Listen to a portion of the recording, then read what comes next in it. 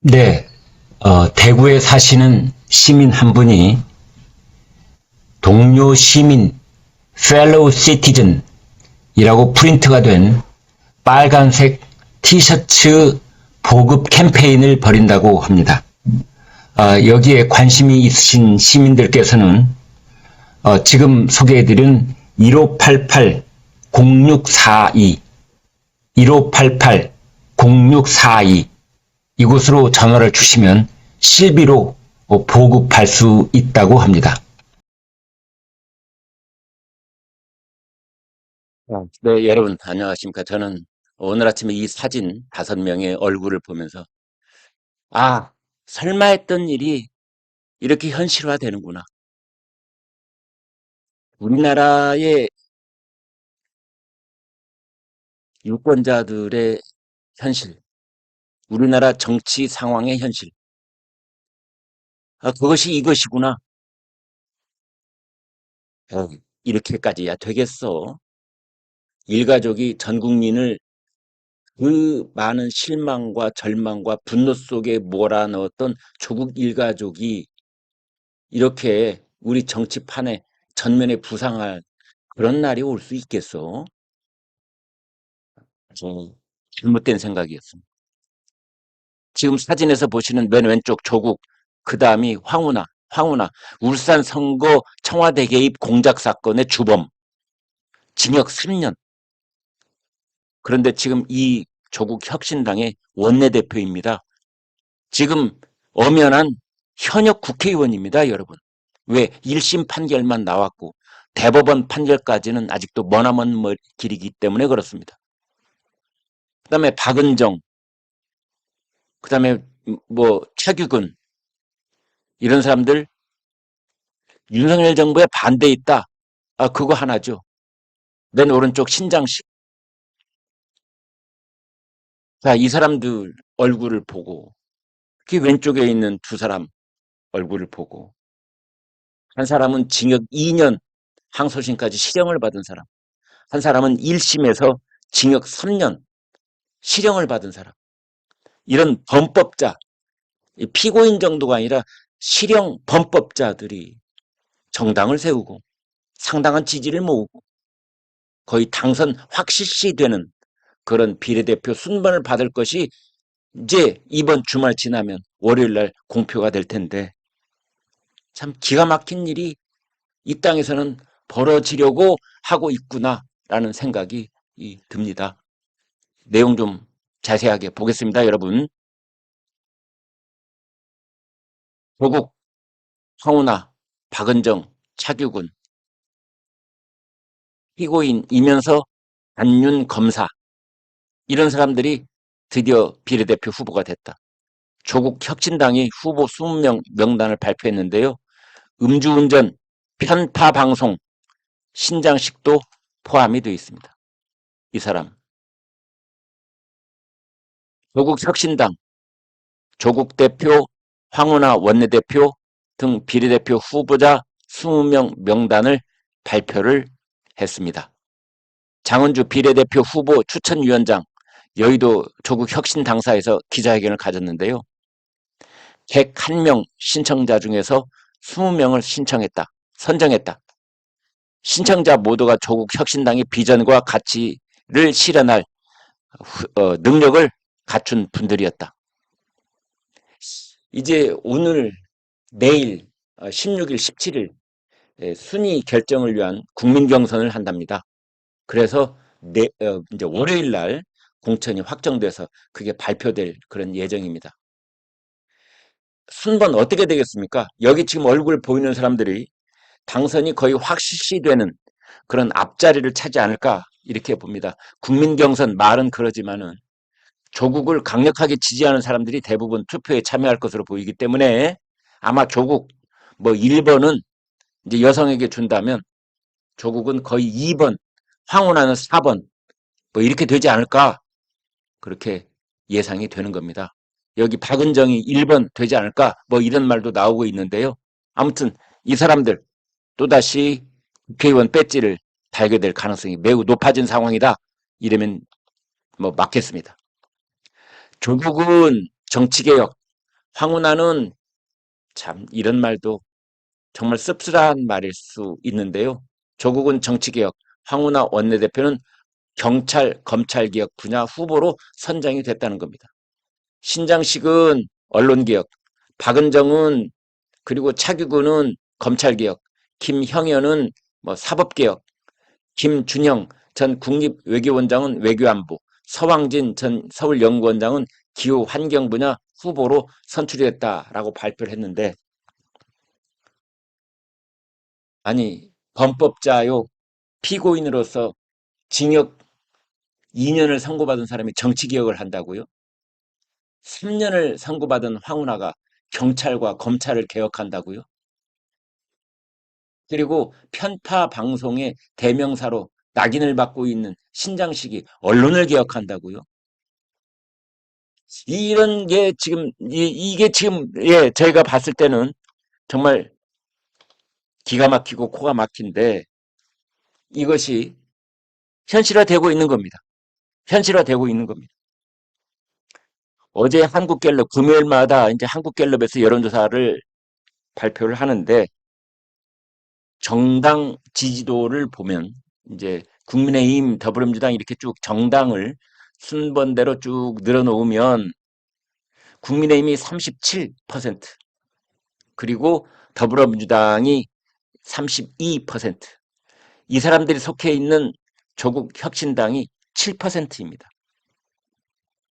그런데요, 비례정당을 어디에다 찍겠느냐 이렇게 물어보면 이 사람들 조국 혁신당이 19%가 나옵니다.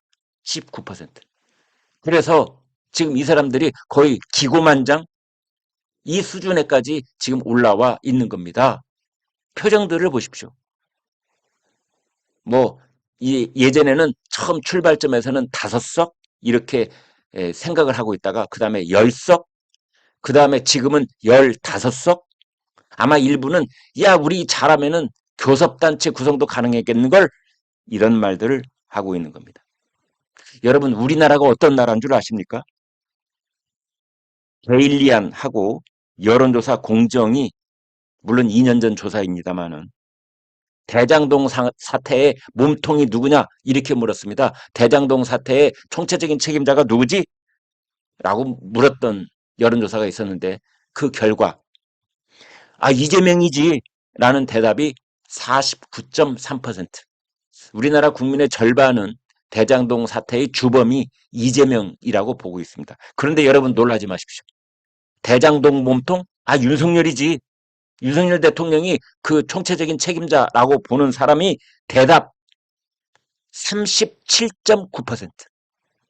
우리나라 국민의 38%가 대장동 사태의 몸통으로 윤석열 대통령을 지목하고 있습니다. 이게 우리나라입니다, 여러분.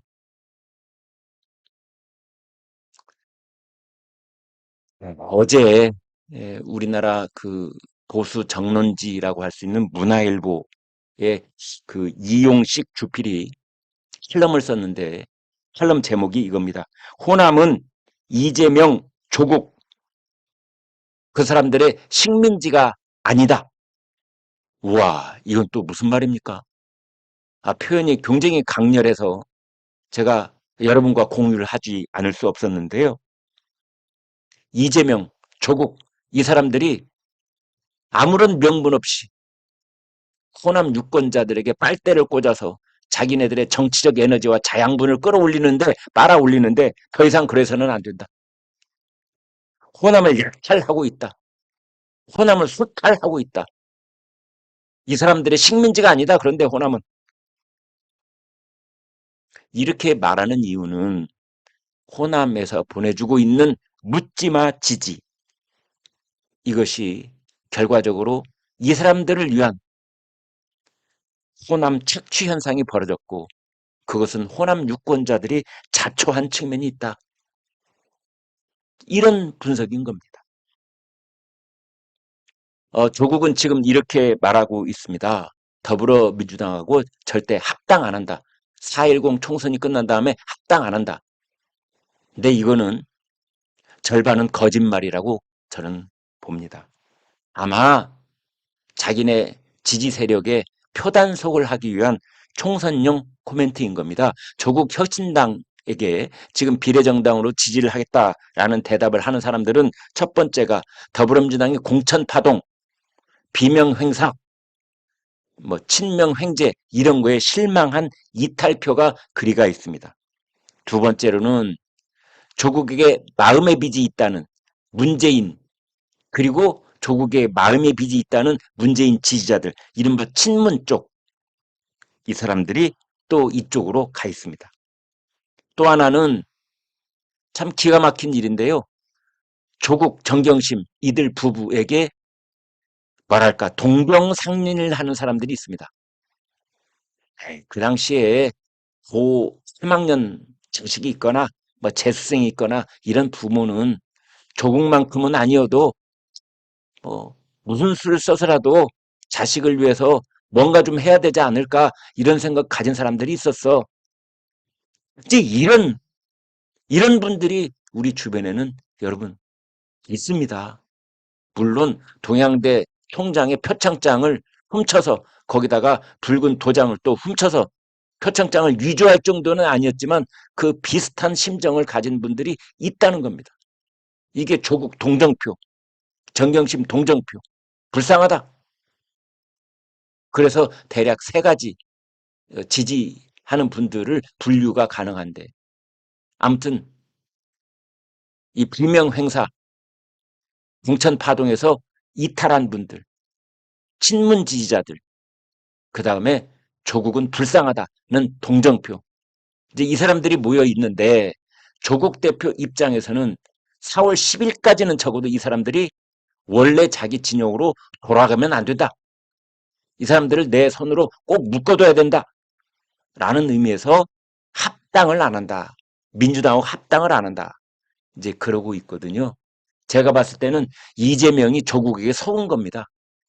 조국이 이재명 당 대표실로 찾아가서 서로 악수하고 어깨 툭툭 두드려주고 뭐 서로 연대하자, 역할 분담하자.